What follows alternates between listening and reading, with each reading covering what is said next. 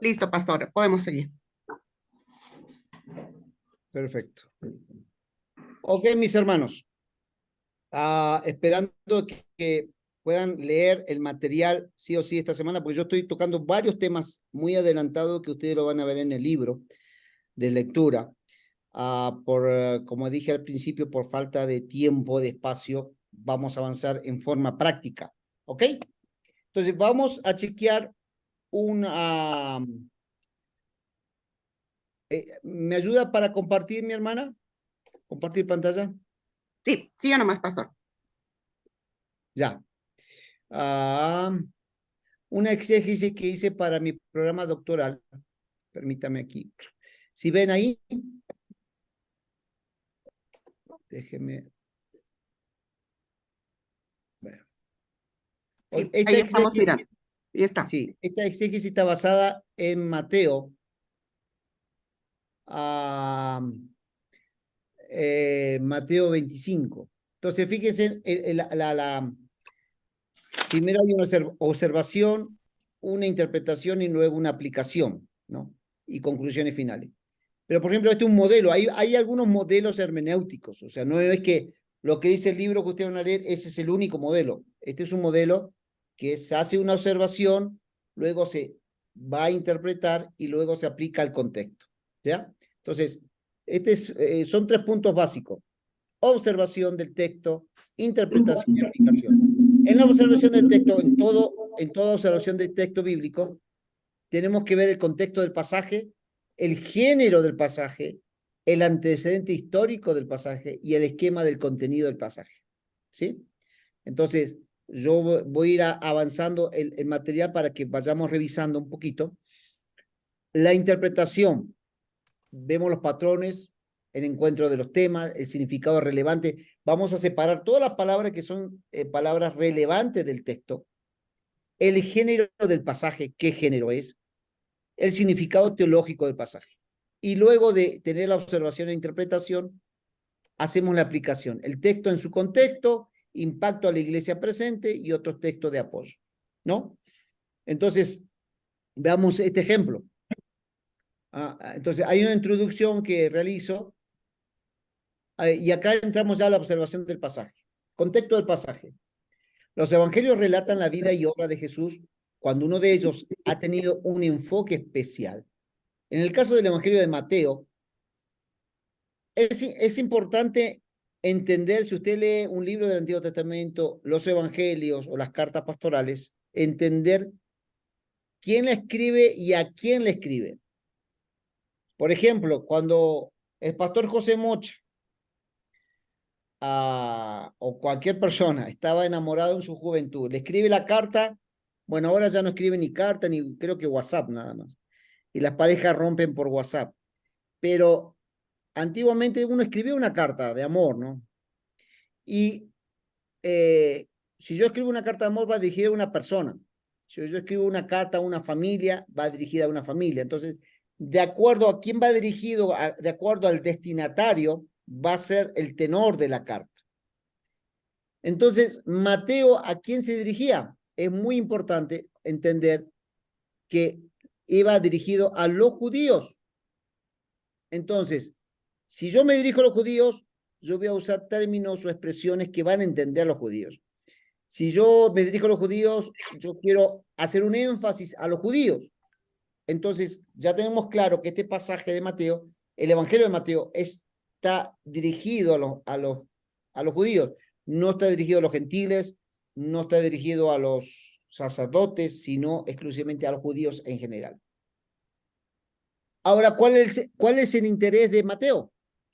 El interés es mostrar a Jesús como un rey, ¿no? Evidenciado por las profecías del Antiguo Testamento que se cumplían en el hijo de David. Entonces, y acá tengo un pie de página, y esto lo dice William Barclay, comentario del Nuevo Testamento, tomo número 5, editorial CLE, España. Entonces, ahí está la cita bibliográfica. El Evangelio de Mateo tiene una estructura teológica con la finalidad pedagógica que los judíos conozcan a Jesús como rey. Usa diferentes maneras de agrupar el texto para su memorización. Su discurso se encierra en cinco enseñanzas fundamentales acerca del reino de los cielos. Está el Sermón del Monte. Es clave el Sermón del Monte porque el Sermón del Monte encierra los principios del reino y los principios para la iglesia presente. Entonces, son capítulos 5, 6 y 7 del Sermón del Monte. El discurso misionero, capítulo 10. Las parábolas del reino, capítulo 13. Las relaciones personales y la comunión, capítulo 18. Y el discurso escatológico.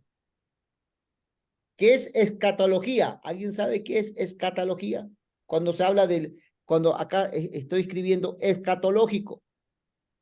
Es algo futuro, lo que estamos esperando que venga. La venida del Señor es un mensaje escatológico. Y predicamos que Cristo viene. Eso es un mensaje escatológico. Porque es algo futuro que estamos esperando que suceda. ¿Sí? Ok.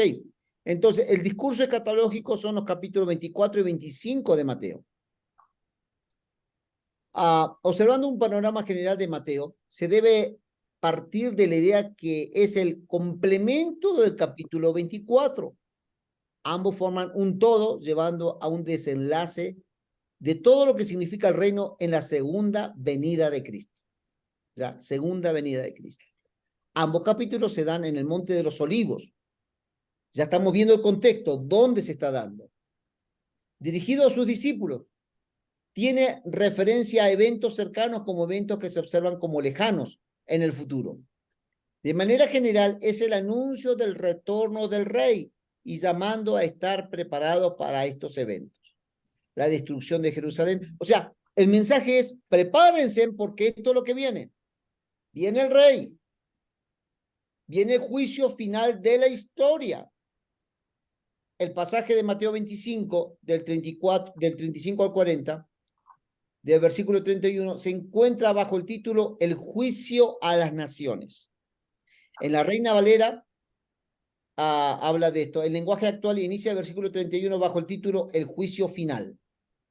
El pasaje en estudio guarda total hilación con el texto desde el capítulo 24 y 25, llevando de manera sistemática temas que llevan al juicio del rey. De forma gradual, inicia con el Sermón del Monte, donde se enseña a cómo vivir bajo los principios del reino. Presenta la imperiosa necesidad de proclamar el mensaje del reino, las parábolas del reino por su comprensión, se enseña la relación interpersonal y la comunión que debe ponderar dentro del reino. Fíjense cuál es el enfoque. Todo el enfoque del Evangelio de Mateo es presentar el reino de Dios. ¿Cómo se vive en el reino de Dios? Y cómo se va a dar la implementación de este reino en el juicio final. El género del pasaje. El pasaje de juicio final se encuentra en un evangelio con una narración escatológica. Es una narración futurista, ¿no? Podríamos decir apocalíptica. El antecedente histórico de este pasaje. La presentación del evangelio de Mateo es metódico y atractivo, con una fuerte tendencia al pasado, revisando las profecías acerca de Jesús. Entonces, ¿en qué se fundamenta Mateo para escribir el Evangelio de Mateo? Él toma citas y hace observaciones de las profecías dichas en el Antiguo Testamento para darle fuerza a lo que él está hablando de lo que va a acontecer en el futuro. La paternidad que está bajo Mateo el publicano, un judío que cobraba impuestos, era conocedor del griego y arameo. Mencionan los comentarios que poseía un conocimiento amplio del Antiguo Testamento. Habla de la fecha, que fue antes de la destrucción de Jerusalén. El esquema del contenido, ya del capítulo 25 de análisis, de versículo 31 al 46. Para tener una comprensión del relato, aplicaré un esquema del texto que ayudará a observar el desarrollo de una temática. Versículo 31, la venida del Hijo del Hombre. Versículo 32-33, propósito de su venida. Versículo 34, el rey juzga a los justos. 35-36, descripción de acciones esperadas. ¿Cuáles serían las acciones del parte del rey? Pregunta de los justos que están a la derecha. La respuesta del rey. Juicio del rey sobre los malditos, los malvados. Descripción de acciones esperadas. pregunta de los injustos y respuesta del rey. ¿No? Entonces, ese es el desarrollo, el esquema. Entonces, es importante que usted cuando lea la escritura vaya armando, va sacando ideas, vaya haciendo un organigrama mental y vaya haga sus propias observaciones antes de leer un comentario bíblico. Primero vaya con lo que usted conoce o hágale preguntas al texto bíblico, porque haciendo preguntas usted va ampliando el hecho de poder abordar el texto bíblico y encontrar respuestas del texto bíblico, no respuesta de la que usted quiere colocar, sino es respuesta de la Biblia. ¿Qué respuesta tiene en ese contexto?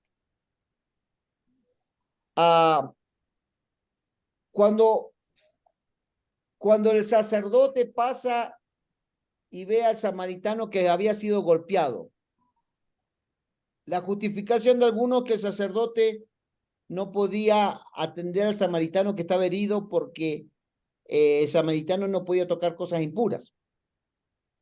¿De dónde venía el samaritano? Perdón, ¿de dónde venía el sacerdote? ¿Lo dice la historia del samaritano? Dice que venía bajando. ¿Hacia dónde? ¿Ah? Hacia el templo. No entiendo. Acérquese a la cámara porque retumba mucho el templo y no se entiende lo que está, no entiendo yo por lo menos aquí.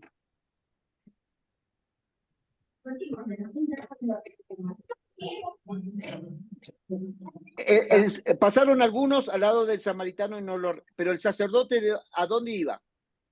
¿Qué dice la escritura? Busque la historia del samaritano. Hacia el templo. La historia de iba bajando al templo, venía del templo.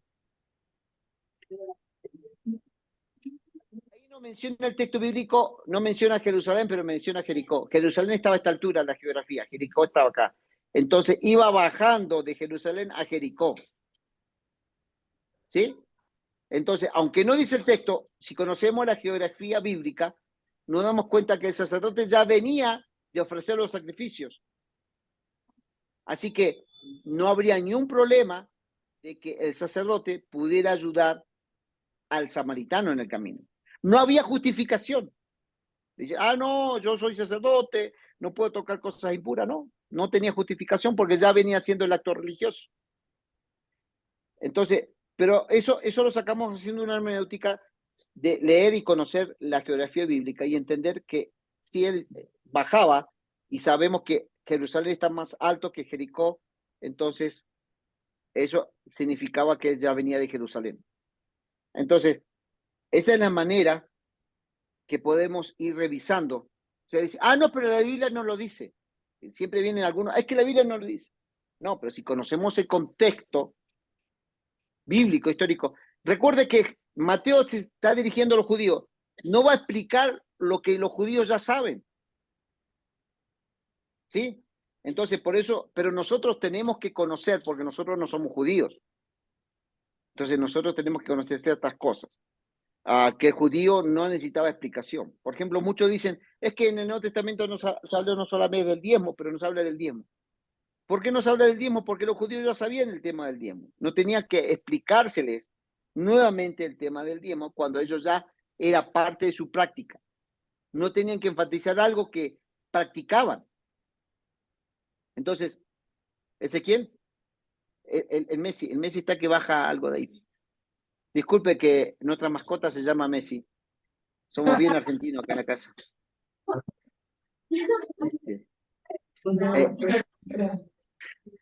Tenemos el documento que el perrito nos regalaron ya recién nacido y nos regalaron con el apellido, nombre Messi. Así que ahí está haciendo de su fechoría.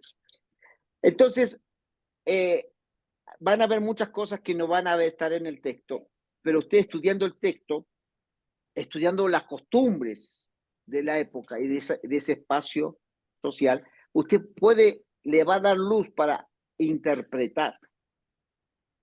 Por ejemplo, ¿Cuándo nos damos cuenta que Jesús estaba en la casa de una familia pelucona? Chao. La Biblia no usa la palabra pelucona, pero en Ecuador sí se usa. Si yo uso la palabra pelucón, en otro país tal vez no me van a entender. Y yo tendría que explicar de dónde surgió la palabra. ¿Qué presidente menciona esta palabra? ¿Por qué usa la palabra pelucón? ¿De dónde surge en la historia? ¿Y por qué en Ecuador hoy, cuando usamos la palabra pelucón, hacemos referencia a la gente de dinero? Eso es en el contexto ecuatoriano, pero si yo hablo en otro país, el contexto pelucón no se va a entender. Lo mismo cuando nosotros vamos a la escritura, tenemos que tratar de entender qué se quiere decir en ese contexto. Si yo le pregunto, y usted cuando lee los evangelios, ¿cuándo se da cuenta que Jesús estaba en la casa de una familia pelucona, de una familia rica, de una familia adinerada? ¿Alguien me sabe decir? Ya, le ahorramos el tiempo. No sé si tienen el libro de usos y costumbres de la tierra primitiva, pero si no lo tienen, yo le puedo pasar el libro. Gracias, mami. Yo le puedo pasar el libro digital. Cuando menciona aposento alto, cada vez que usted lea aposento alto, solamente la gente rica tenía aposento alto. Los pobres no tenían aposento alto. Era un privilegio de la gente adinerada. Cuando al profeta, la mujer tsunamita le construyó un aposento alto. Tenía dinero. Entonces, el aposento alto era un contexto social, económico importante. Entonces, Jesús se trataba. Hay algunos cristianos que tratan de usar los textos bíblicos para fundamentar el socialismo. Mal fundamentado porque los políticos no conocen de hermenéutica. ¿Sí? Entonces, usted que está aprendiendo hermenéutica, usted tiene que argumentar que Jesús no está implementando un sistema político. Jesús, más que un sistema político, está trayendo el mensaje del reino para que en esta vida la gente entienda, tenga una vida de transformación para una eternidad. Ningún político le va a ofrecer algo para la eternidad, solamente el mensaje de Jesucristo. Así que Jesús no viene y no pretende traer un esquema político. Entonces, claro, usan pasajes fuera de contexto, dando a entender el socialismo de que Jesús ayudaba a los pobres, pero no le sacaba dinero a los ricos, sino que los ricos donaban para apoyar el ministerio de Jesús. Pero no vemos ningún texto donde dice, usted tiene que pactar conmigo y ayudarme a extender el reino de Dios. Ese es otro tema y yo no sé si alguna de su iglesia maneja este concepto de pactar con Dios. Yo no quiero hablar de doctrina, pero sí estoy hablando en esta clase de conceptos bíblicos, de interpretación bíblica. Y si vamos a una interpretación bíblica correcta, el pactar con Dios no es bíblico, porque quien forma el pacto es Dios. Quien propone el pacto se forma entre dos partes, y el pacto es presentar un tratado o una ley, un compromiso de ambas partes. Entonces, es Dios presentando el compromiso a su creación. Su creación no le puede decir a su creador, no estoy de acuerdo con este punto. No, su creación acepta todos los parámetros que su creador le otorga. Entonces, imagínense, yo voy a pactar con Dios. Dios, yo quiero que me des una nueva casa, así que yo voy a pactar con Dios, te voy a dar $1,000. Eso es una aberración, eso es una herejía, es una falta de respeto de que la creación le diga a su creador cómo va a ser el pacto. Entonces, ese es un error teológico y una mala hermenéutica que las iglesias neopentecostales están usando hoy en día y algunos están usando para juntar más fondos. Pero no es bíblico, porque si fuera bíblico, todo el mundo que hiciera pacto hubiera obtenido respuestas a sus oraciones. Y uno no obtiene respuesta por un pacto. Las respuestas de Dios surgen por la gracia y misericordia de Dios, no por lo que usted haga, sino porque Dios tiene misericordia. Entonces, ahora, ¿por qué tenemos que hacer y servir al Señor? Porque todo lo que hagamos tiene que surgir de la expresión de gratitud a Dios por lo que Jesús hizo ya en la cruz. O sea, si usted evangeliza, si usted sirve al Señor, si usted sugiere, si usted es pastor, todo lo que hagamos, no estamos pagando, no estamos devolviendo el favor ni pagando el favor de Dios, de Jesús en la cruz. Estamos diciendo con nuestra tarea y nuestro trabajo, gracias, estoy agradecido, estoy feliz porque hoy he obtenido la salvación. Y porque estoy alegre y estoy contento y estoy agradecido, quiero servir al Señor con todo mi corazón. Todo lo que usted haga es gratitud. Si usted no está haciendo nada, usted es un desagradecido. No somos salvos por obras, somos salvos por la gracia del Señor. Pero seremos juzgados por nuestras obras. Usted ya siendo salvo, estará el juicio del trono de Dios, donde juzgará a sus hijos. Y ahí vendrá, señores, que a mí me dijeron, pues yo estaba muy ocupado. Me dijeron que se ujiera, pero yo no tenía tiempo. El pastor me pidió que salgamos a evangelizar el barrio. Señor, yo no tenía tiempo, tú sabes que yo tenía que trabajar, mi jefe era bravo. Usted no sé cómo se va a arreglar y cómo va a presentar las excusas en el cielo, pero va a haber un juicio de acuerdo a nuestras obras. Si usted le dijeron que todo es por gracia, sí, la salvación es por gracia, pero la vida cristiana es servicio. Entonces, volviendo a la exégesis de este capítulo 25, queda en evidencia que el Hijo del Hombre es el Rey que viene a juzgar a las naciones. Teniendo a su derecha a los benditos del Padre, tenían asignado un lugar. Salta a la vista las expresiones de cabritos y ovejas. Entonces, ya está destinado, estos dos nombres, cabritos. ¿Quiénes son los cabritos? ¿Quiénes son las ovejas? La oveja es el animal más manso. No sé cuántos vieron esquilar a una oveja en la Patagonia Argentina. Es la parte sur de Argentina. Es una tierra donde crecen muchas las ovejas, en el campo. Hay muchas ovejas. Usted viaja por la ruta y usted ve lleno de ovejas el campo. Y yo he estado en el campo cuando esquilan las ovejas, le sacan la lana. Oiga, esas máquinas que son eléctricas y le sacan, la hacen tan rápido porque hay miles de ovejas que esquilar. Y esos hombres de campo esquilan rápido, pero esos tienen punta y lastiman la piel. Y a veces salen puntos rojos lastimadas porque hacen rápido para sacar la lana. Pero la oveja aún así, siendo lastimada cuando le sacan la lana, se queda mansa. Por eso el profeta dice que fue manso como la oveja. La oveja es un animal manso. Entonces, cuando nosotros tenemos que tener claro qué es oveja y quién es la cabra, ¿cómo es una cabra? La cabra es saltarín. La cabra no anda, no es mansa como la oveja, es media rebelde. A veces en las iglesias tenemos más cabritos que ovejitas, desobedientes al pastor. Entonces, esta es la imagen que quiere que Mateo tenga el lector, que identifique quiénes son las ovejas y quiénes son las cabras. Y cada animal tiene un lugar. Las ovejas van a la derecha, las cabras van a la izquierda. Observamos entonces dos grupos, los justos, los de la derecha, las ovejas, y por otro lado a la izquierda, los malditos.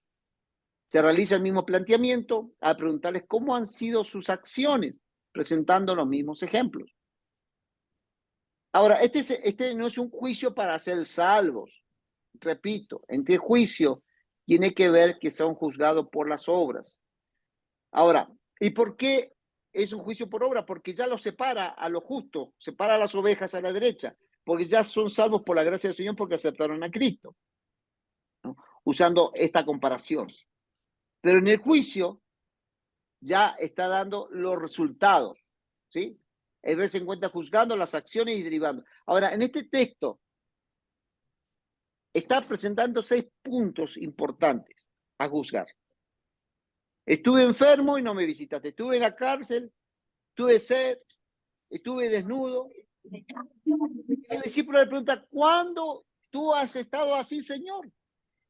Y el Señor le dice, el rey le dice, cuando lo hiciste a uno de estos pequeños, me lo hiciste a mí.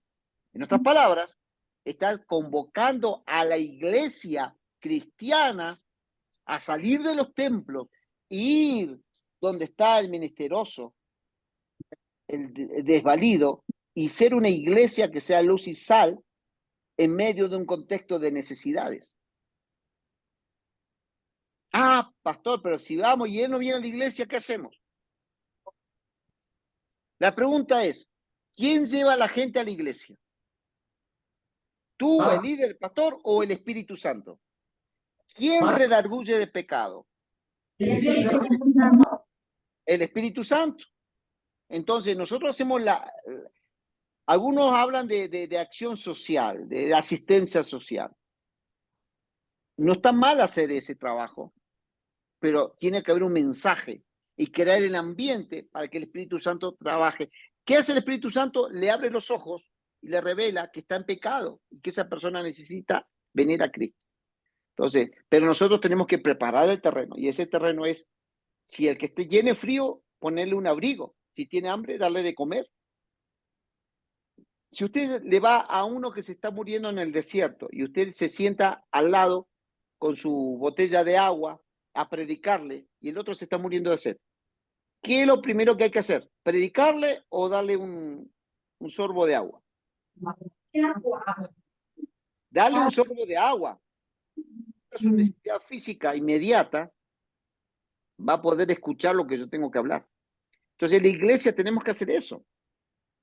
Nosotros hace poco acá en la iglesia local, estoy acá en el norte de Quito, en San Isidro del Inca, y trajimos peluqueros, se le cortó a todos los que se acercaron al parque, o niños, ancianos, se le cortó el cabello, hubieron premios, regalamos y al final hicimos una compra de una canasta de alimentos que se rifó, o sea, pero nadie pagó por esa rifa, sino eran todos los que estaban presentes, se le entregó un ticket. Entonces se hicieron varias actividades en la mañana. Y nosotros estamos recién 6 meses en este lugar, es un edificio de la organización. Y nos dimos cuenta que a pesar de que la iglesia está más de 20 años en el lugar, vecinos que viven aquí a 2 cuadras no conocían que había una iglesia aquí.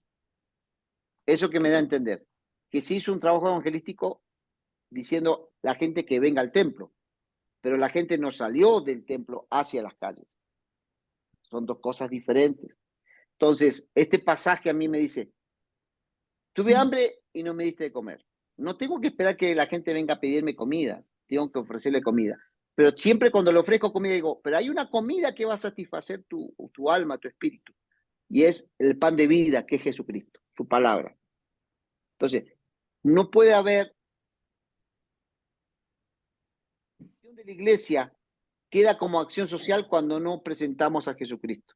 Tiene que ir las 2 cosas de la mano. Yo no sé cuántos conocen el ministerio Compasión Internacional, que actúa algunas iglesias.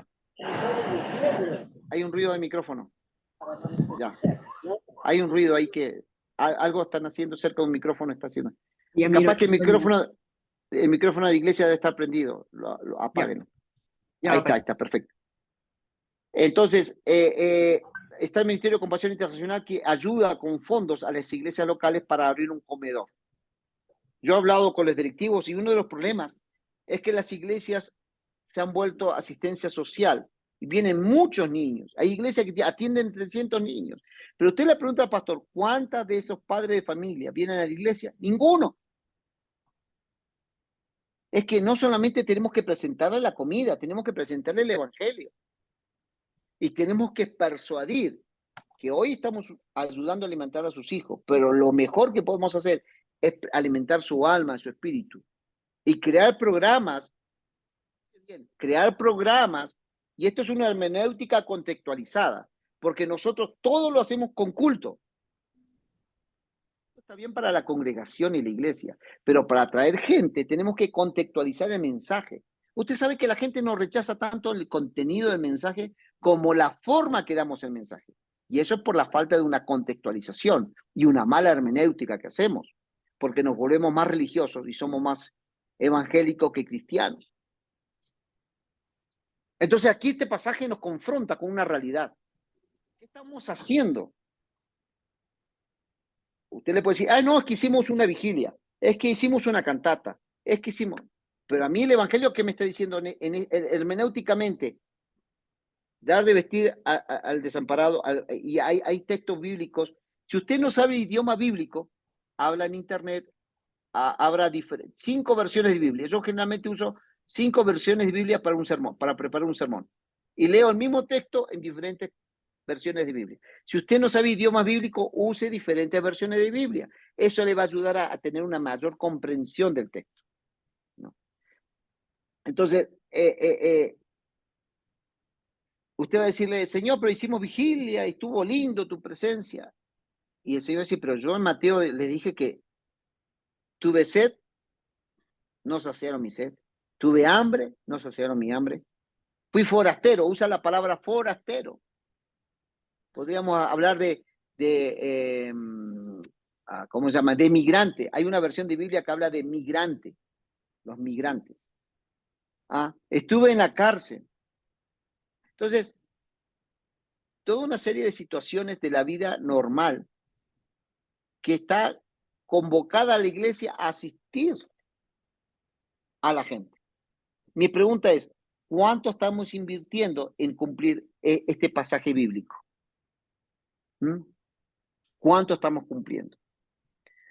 Entonces, la idea, mis hermanos, es que cuando nosotros nos confrontamos con una hermenéutica seria, nos vemos confrontados en nuestra propia realidad, que lo que estamos haciendo a veces es descuidado, es irresponsable.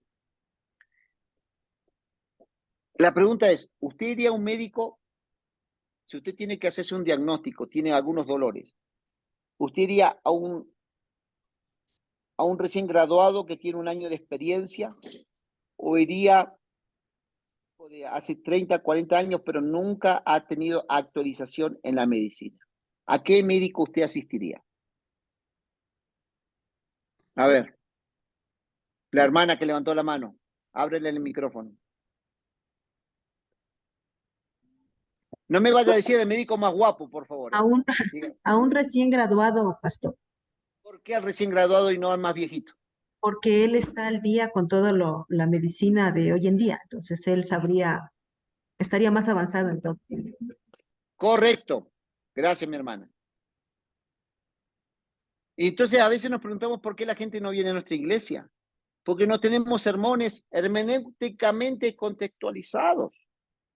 No estamos hablando de la realidad. Hoy, por ejemplo, si usted dice, pastor, no sé qué predicar, predique sobre la inseguridad. ¿Y cómo encontramos la seguridad en Cristo? Ya le di un tema de un sermón. Pero claro, esto no es que surge por inspiración divina, porque uno estudia y el estudio hermenéutico me permite contextualizar el concepto a mi realidad. Mi realidad ecuatoriana es que hoy estamos viviendo tanto sicariato, tanta inseguridad en las calles, que la gente necesita sentirse segura en Jesucristo. Entonces, mi tema es la inseguridad. Entonces voy a ver qué parte de la Escritura me da seguridad. ¿Qué parte de la Escritura por sí misma me está hablando? Fíjense que el tema de los salmos hablan de murallas, porque antiguamente los pueblos, por seguridad ante los enemigos, eran construidas murallas. ¿Qué pasó con Nehemías cuando fue a ver a su pueblo? Estaban destruidas sus murallas, estaban con miedo. Ayudar a reconstruir las murallas. ¿Ya? Entonces, tenemos que superar nuestros miedos, confiar en Dios y ponernos a trabajar. Ahí ya se dieron 3 temas de sermón. Superar el miedo. ¿Qué más dije? Ya se me fue el sermón que me acaba de salir. Pero lo que quiero decir que la práctica nos provee una serie de herramientas increíbles que a usted le va a abrir los ojos como nunca antes y le va a permitir ver la Biblia de una manera impresionante. Porque usted cuando se pone a estudiar la Biblia dice, wow, esto está queriendo decir este texto. Wow, ahora yo sé que cuando el texto dice que Jesús estaba y esa casa tenía un aposento alto, estaba en la casa de un pelucón. ¿Ya? Es más, la tumba que le prestaron a Jesús, que no era de Jesús, era de un rico. O sea, a veces hacemos una apologética de que el Jesús de los pobres. Hay un teólogo peruano que escribe Jesús que camina de Galilea a Jerusalén. Y habla en el libro que Galilea es el lugar de los pobres. Y habla de la justicia social. Y que Jerusalén es el lugar de los profesionales y de los ricos. Y hace un abordaje, hay que entenderlo y hay que tener conocimiento político para entender el abordaje de este teólogo, reconocido en América Latina.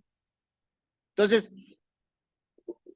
pero eso es que tenemos que aprender a hacer hermenéutica. O sea, en 3 sábados no vamos a aprender del todo, no vamos a aprender todas las herramientas, pero usted tiene que, yo quiero crear en ustedes el hambre de estudiar más, adquirir más herramientas hermenéuticas para poder hacer de su vida ministerial una práctica de la hermenéutica. O sea, yo todo el tiempo que preparo un sermón hago hermenéutica, hago exégesis, investigo, ¿no?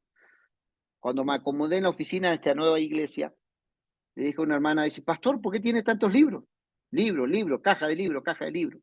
Y aparte tengo más de 3.000 libros en la computadora, digitales. Y a veces compro libros por Amazon. Y le digo, hermana, ¿usted me escuchó algún sermón que he repetido? Porque yo estudio para predicar cada sermón. El 90% de lo que estudio no lo predico, pero respalda el 10% que predico. Pero el 90% es todo un trabajo de hermenéutica, porque me tengo que asegurar no ser el doctor que se quedó con los métodos antiguos, tengo que ser un doctor que estoy actualizándome constantemente en las herramientas. Cuando yo crecí en la iglesia, yo no tenía las herramientas que hoy tenemos, ¿no? ¿Cuántos tienen diccionarios bíblicos? ¿Cuántos tienen libros que le van a ayudar a entender, comprender el texto? Entonces, tenemos que trabajar y hacer de la hermenéutica un hábito de vida en nuestro ministerio. Si usted es líder, si usted es pastor, cualquiera sea su función en la iglesia, usted tiene que ser un médico actualizado, porque el médico trabaja en función de un diagnóstico físico para sanarle. Pero algún día va a morir esa persona. Usted es un médico espiritual, que su trabajo tiene que ser tan excelente porque esa persona va camino a la eternidad con Cristo. Entonces, yo no puedo cometer errores. No puedo cometer errores hermenéuticos y dar una mala enseñanza, porque de eso depende que esa persona se mantenga firme para luego verla en la eternidad con Cristo. Entonces, su tarea es muy importante. Usted tiene una responsabilidad muy alta. Esta no es una materia más. No lo tome como un curso más. Tómelo como parte de su ministerio. Esta clase de hermenéutica no termina, tiene que ser cada día de su vida y su ministerio, tiene que ser parte de la hermenéutica, la exégesis, el deseo de aprender más de la palabra, de la escritura. Yo quisiera que puedan escribir al chat de la doctora María de Lourdes, de este grupo de estudios, qué textos quisieran ustedes que podamos desarrollar. Yo tengo muchos textos para desarrollar y ver la mala hermenéutica que a veces se ha aplicado y hemos aprendido, pero qué es lo que realmente quiere decir el texto. Entonces, yo quiero en la práctica, en las próximas clases, yo quiero en la práctica que usted ya lea los tipos de análisis para que podamos abordar y hacer práctica hermenéutica las próximas clases. ¿Alguna pregunta hasta aquí? Que nos quedan 5 minutos.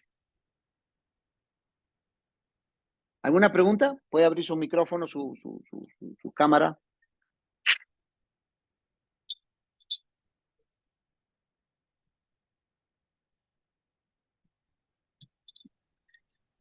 ¿Aló? ¿Sí, pastor?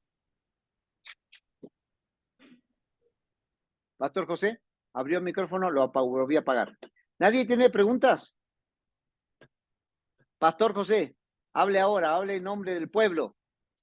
A ver, se acercó un hermano ahí, sí. Abra su micrófono, allá en la iglesia, al sur. Muy buenos días. Me gustaría saber, o yo cuando hago un tipo de exégesis en la Biblia, utilizo la Biblia de Inter de Logos Calogos, que esa también me da un poco de lo que serían las palabras en hebreo y en griego. ¿Eso se podría utilizar o siempre se necesita lo que serían los libros físicos? Mire, todo depende de hasta dónde alcanza su conocimiento. Ya, si usted sabe manejar algo de griego, puede usar esa. Pero recuerde, ninguna es una interpretación veraz. Recuerden que todas las versiones de Biblia, cada versión trata de actualizar el lenguaje para la comprensión, nuestra comprensión. Entonces, yo les sugiero que más que tener una Biblia, yo tengo muchas Biblias de muchas versiones y uso todas las versiones. Yo le invito a que usen varias versiones, pero que tengan al lado un diccionario bíblico, tengan un diccionario de idiomas, por ejemplo, Vine. ¿Quién tiene el diccionario Vine? De las palabras hebreos y en griego. ¿No? Ya. Doctora, ayúdeme, recuérdeme que tengo que darle 2 libros. El diccionario Vine le voy a pasar y le voy a pasar, ¿qué otra cosa le iba a pasar? El usos y costumbres judías. Usos y costumbres de la tierra primitiva, también ese libro lo voy a pasar, ¿ya? Ok. No es que le voy a pedir la lectura que reporten, pero le estoy pasando como herramienta para que usted tenga con su biblioteca digital. Patricio levantó la mano. Patricio Albán. Amén. Pastor, Dios le bendiga. Una consulta. ¿Qué libro usted me podría recomendar que yo lo pueda leer para interpretar mejor la Biblia? No hay un libro en sí, sino tenemos que aprender a las herramientas de interpretación bíblica. Hay muchos libros. En el sílabo que yo puse como 7 libros que ustedes podrían ver por Amazon o comprar en Amazon, ver online o comprarlo físicamente. Entonces son autores muy reconocidos en el ambiente hermenéutico que usted puede adquirir. Ahí está en el sílabo, están los libros, la bibliografía. Hay más libros. Ya les Yo le paso el puse, creo sílabo. que es. Sí, yo creo que le puse 7 libros, pero hay muchos más libros, ¿no? No lo quise asustar porque generalmente yo en un sílabo coloco 50 libros. Entonces, la doctora me dijo que vaya suave, entonces le puse 7 libros. Sí. Bien. ¿Alguna otra pregunta? Gracias. Ya, mi hermano Patricio. Ok, entonces, doctora, le dejo a usted porque tienen ustedes un sistema de tareas para que seguramente usted le pueda informar qué es lo que viene. Listo. ¿Qué tarea quisiera dejarles usted para la próxima clase? Si es que es un control de lectura, si es que es alguna actividad puntual. Y yo después les damos un pequeño resumen, un pequeño receso y enseguida les ampliamos un poquito más lo que hay que hacer. Ya. Déjame ver. Ustedes tienen que leer el libro de Tomás de la Fuente. Bueno, del libro de Tomás de la Fuente, yo necesito que ya tengan leído. Déjame ver. Aquí, acá.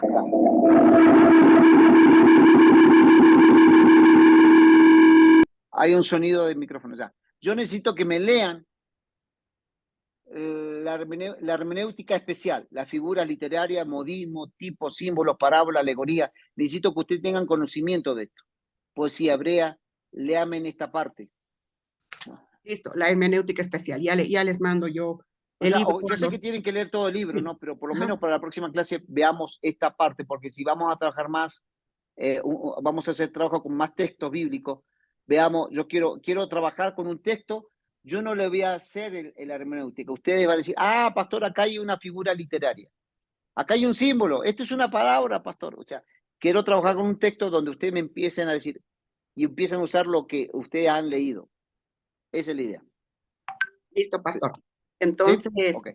paramos aquí la grabación que le vamos a mandar a todos. Nos vamos a ir a un receso rapidito y luego volvemos para empezar a enviarles las cosas y tomar algunas decisiones sobre la tarea y todo lo demás. Agradeciéndole de todo corazón, querido pastor, por su tiempo, por su enseñanza y estamos hablándonos, bueno, nosotros 2 en la semana, pero con todos los demás hermanos la próxima semana a las 10. Ok, dejen saberle a la doctora, por favor, si quieren que sea un poquito más. Yo trato de ajustarme un poquito al grupo, ¿no? Si dicen, pastor, queremos que avance y que nos den más de método exegético, eso, le incrementamos. Sé que el tiempo es corto, pero yo lo que quiero es un poquito responder a la expectativa del curso. Entonces, si dice, no, pastor, yo quisiera que usted nos dé por este lado y nos afirme estos conceptos, trabajamos en eso. Entonces, es importante escucharles a ustedes cómo estamos, ¿sí? Listo, pastor. Muchísimas gracias. Entonces, niños, nos estamos mirando en unos 10 minutitos igual. Bendiciones con todos. Bendiciones, pastor. En Bendiciones. unos 10 minutitos para retomar, ¿listo? Voy a cerrar aquí para poder grabar este video.